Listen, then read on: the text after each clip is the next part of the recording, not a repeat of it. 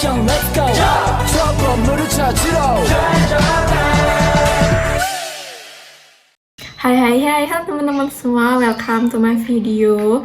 Nah, di video kali ini tuh aku akan membahas mengenai 5 macam produk treasury yang ada di perbankan.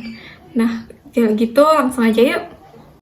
Nah, yang pertama yaitu ada obligasi korporasi, di mana obligasi korporasi ini tuh merupakan surat utang yang diterbitkan oleh perusahaan, baik itu BUMN atau badan usaha milik negara ataupun perusahaan swasta untuk mengumpulkan dana dari investor. Nah, dana yang diperoleh itu memiliki beberapa keperluan atau beberapa tujuan seperti ekspansi bisnis, pembayaran hutang, ataupun investasi dalam proyek tertentu. Nah, biasanya dalam obligasi korporasi itu perusahaan berkomitmen untuk membayarkan bunga secara berkala kepada pemegang obligasi dan juga mengembalikan pokok utang pada saat jatuh tempo. Kemudian gimana sih cara kerja dari obligasi korporasi ini tuh? Nah, cara kerja dari obligasi korporasi itu yang pertama mereka atau investor membeli obligasi korporasi dan juga memberikan pinjaman kepada perusahaan dengan imbalan pembayaran bunga tetap atau kupon selama dalam jangka waktu tertentu. Nah, pada akhir periode tersebut perusahaan ini tuh wajib untuk mengembalikan nilai pokok obligasi kepada investor. Nah, struktur ini tuh membuat obligasi korporasi menjadi instrumen investasi pendapatan tetap yang menarik bagi banyak investor yang mencari stabilitas dalam imbal hasil gitu. Kemudian dari karakteristik utama dari obligasi korporasi ini tuh ada 3, yaitu pertama pembayaran bunga, di mana perusahaan ini tuh membayarkan bunga secara berkala sesuai dengan tingkat suku bunga yang telah ditetapkan. Kemudian yang kedua yaitu adanya jatuh tempo, di mana obligasi ini tuh memiliki tanggal jatuh tempo di mana pokok hutang ini tuh harus dibayarkan kembali. Kemudian yang terakhir yaitu ada resiko kredit, di mana obligasi korporasi ini tuh dianggap lebih beresiko dibandingkan dengan obligasi pemerintah karena memungkinkan adanya gagal bayar yang cukup tinggi. Nah, oleh karena itu, obligasi korporasi itu sering menawarkan tingkat bunga yang lebih tinggi sebagai kompensasi atas resiko tersebut. Kemudian yang berikutnya yaitu transaksi mata uang asing. Nah, transaksi mata uang asing ini tuh biasa disebut transaksi valuta asing, di mana proses pertukaran satu mata uang dengan mata uang lainnya untuk tujuan perdagangan internasional, investasi, ataupun spekulasi. Transaksi ini tuh sangat penting dalam konteks globalisasi ekonomi, di mana di berbagai negara ini tuh terlibat dalam aktivitas perdagangan internasional dan juga keuangan lintas batas. Untuk fungsi dari transaksi mata uang asing ini tuh ada 4. Yang pertama untuk alat pembayaran internasional, di mana valuta asing ini tuh digunakan sebagai alat pembayaran yang sah dalam perdagangan internasional. Misalnya jika perusahaan Indonesia melakukan impor barang dari Jepang, maka harus membayarkan dalam bentuk yen. Kemudian yang kedua yaitu ada memfasilitasi perdagangan internasional. Dengan menggunakan mata uang yang diakui secara internasional, maka transaksi ini tuh dapat dilakukan dengan lebih mudah dan juga bisa dilakukan secara efisien. Kemudian yang ketiga yaitu ada pengendalian kurs, di mana dengan melalui transaksi valuta asing ini tuh negara bisa mengendalikan nilai tukar mata uangnya. Di mana melalui transaksi valuta asing ini tuh negara bisa mengendalikan nilai tukar mata uangnya yang penting untuk stabilitas ekonominya. Kemudian yang terakhir yaitu adanya investasi dan spekulasi.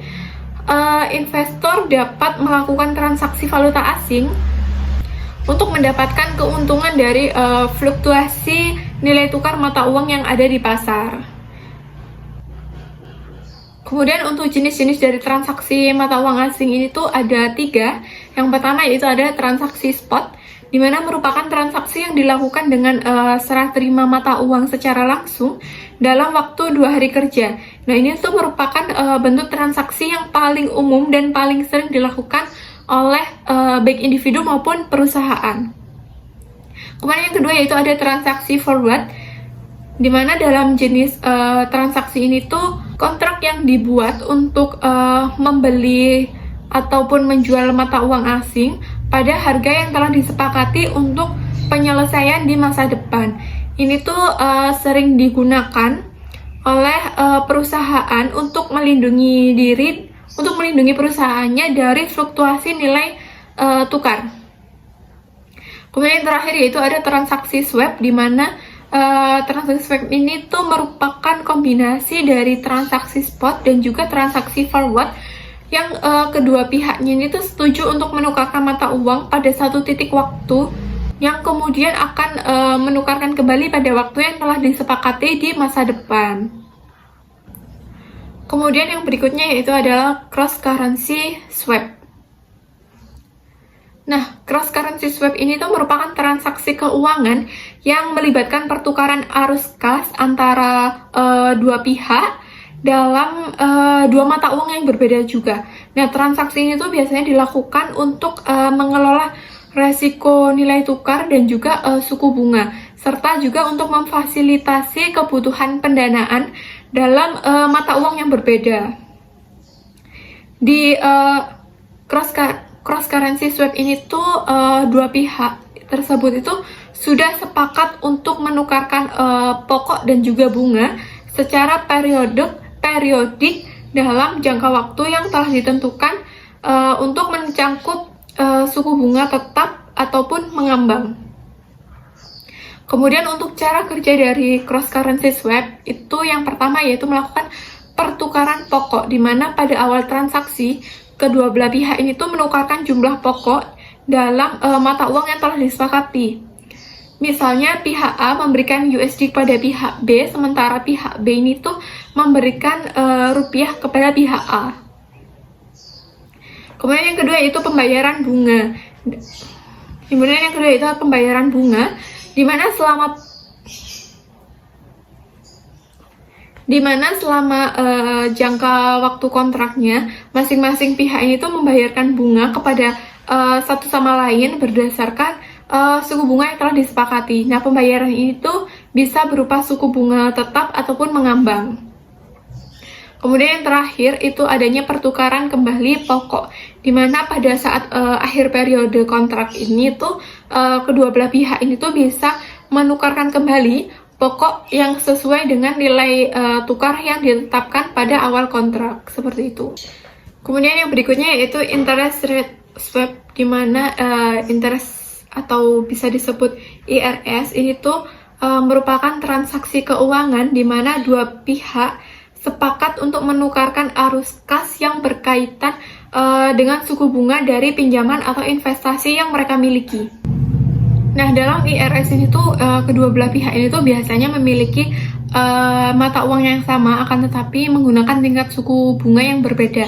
Ini tuh seperti suku bunga tetap dan suku bunga variabel atau floating rate. Tujuan utama dari transaksi ini tuh untuk mengelola resiko suku bunga dan juga meminimalkan biaya pinjaman. Kemudian untuk cara kerja dari IRS, ini tuh yang pertama pertukaran arus kas, di mana pihak A ini tuh memiliki pinjaman dengan suku bunga tetap, sementara pihak B memiliki pinjaman dengan suku bunga variabel atau floating rate.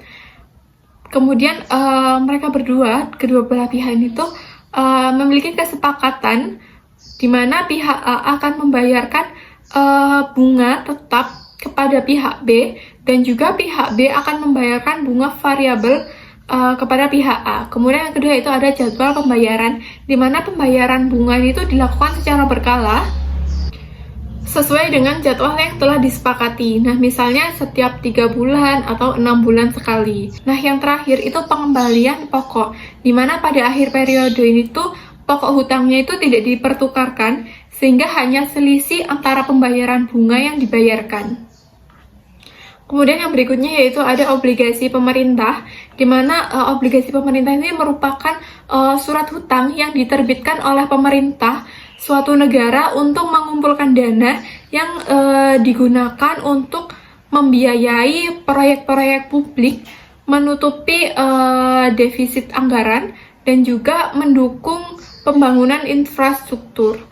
Nah, contohnya di Indonesia, obligasi pemerintah ini tuh dikenal sebagai SUN atau surat utang negara, dan memiliki karakteristik yang memberikan jaminan pembayaran bunga dan juga pokok hutang oleh negara. Untuk cara kerja dari obligasi pemerintah ini tuh ketika investor membeli obligasi pemerintah, mereka itu akan pada dasarnya akan meminjam uang kepada pemerintah dengan imbalan bayaran bunga secara berkala atau kupon, dan juga pengembalian pokok hutang pada saat jatuh tempo. Nah, pembayaran kupon ini tuh biasanya itu dilakukan setiap bulan ataupun setiap tahun, tergantung pada jenis obligasi yang diterbitkan. Untuk karakteristik dari obligasi pemerintah itu ada 3, yaitu yang pertama, jaminan pembayaran, di mana pembayaran bunga dan pokok hutang yang dijamin oleh pemerintah, sehingga obligasi ini tuh bisa dianggap sebagai instrumen investasi yang relatif aman. Kemudian yang kedua yaitu ada imbal hasil yang stabil, di mana obligasi pemerintah itu biasanya menawarkan imbal hasil yang lebih tinggi dibandingkan dengan deposito yang ada di bank. Kemudian yang terakhir yaitu ada tenor yang beragam. Obligasi pemerintah itu memiliki jangka waktu yang bervariasi, bisa mulai dari beberapa bulan hingga beberapa puluhan tahun. Untuk jenis-jenis dari obligasi pemerintah sendiri itu ada 3, yaitu yang pertama SUN atau surat hutang negara, yang terdiri dari obligasi negara dan juga surat perbendaharaan negara, di mana obligasi negara itu biasanya memiliki tenor dengan jangka panjang, sedangkan untuk surat perbendaharaan negara ini tuh memiliki tenor yang di bawah 1 tahun. Kemudian yang kedua yaitu ada ORI atau obligasi retail Indonesia, yang dimana ORI ini tuh diperuntukkan bagi investor retail dengan nominal pembelian yang lebih kecil, sehingga lebih mudah untuk diakses oleh masyarakat umum. Kemudian yang terakhir yaitu ada sukuk negara, di mana sukuk negara ini tuh merupakan obligasi syariah yang diterbitkan berdasarkan dengan prinsip-prinsip syariah Islam. Mungkin sekian video aku. Terima kasih udah nonton videoku. Mohon maaf ya kalau ada salah kalimat ataupun kesalahan yang lainnya. Sampai jumpa di video berikutnya. Terima kasih sudah nonton. Bye-bye.